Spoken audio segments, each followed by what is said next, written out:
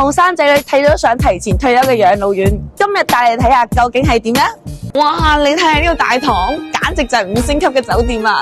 呢度就係佢哋1樓大堂嘅休息區啊，平時可以喺度飲下茶啊，睇下書咁樣，都幾寫意噶。睇呢個沙盤咧，就感覺好似一個高端嘅住宅區咁。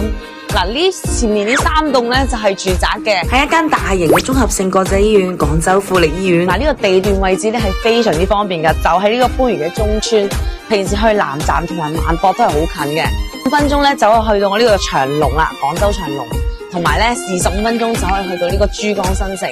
老人家平時住喺度咧，我哋啲做細嘅過嚟探佢哋咧係非常之方便。呢度係佢哋嘅娛樂活動區，平時可以喺度捉下棋啊，玩下遊戲，寫下毛筆字咁。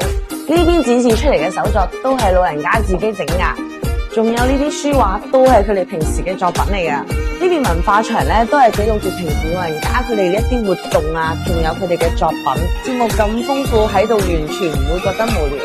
富力真係非常之注重老人家嘅精神生活，發現行幾步咧都有呢啲坐嘅地方喎，無論係過道咧或者電梯裏邊都有，特別適合啲老人家咧行2步路就休息下啦。佢呢啲細節咧真係做得非常之到位。哇！呢間房我真係想即刻搬入嚟住啊！佢嘅裝修同擺設咧同星級酒店冇咩分別，而且空間都好大。我哋呢間咧係1房1廳噶，先睇下佢間房。哇！間房真係好大，比我住嘅仲要大啊！佢哋全屋啲家私都係訂製噶，全部都冇起角。你睇下呢台凳凳都係咁樣圓碌碌噶，唔會撞親。隨處可見嘅服務中，梳化、床邊、沖涼房都有喎，包括埋呢個生命探測器都有。而且呢度仲有24小時嘅醫療團隊，果然係富力怡安遙遙領先啊！除咗啲居住環境之外咧，對養老嚟講，仲有個重要嘅板塊就係醫療啦。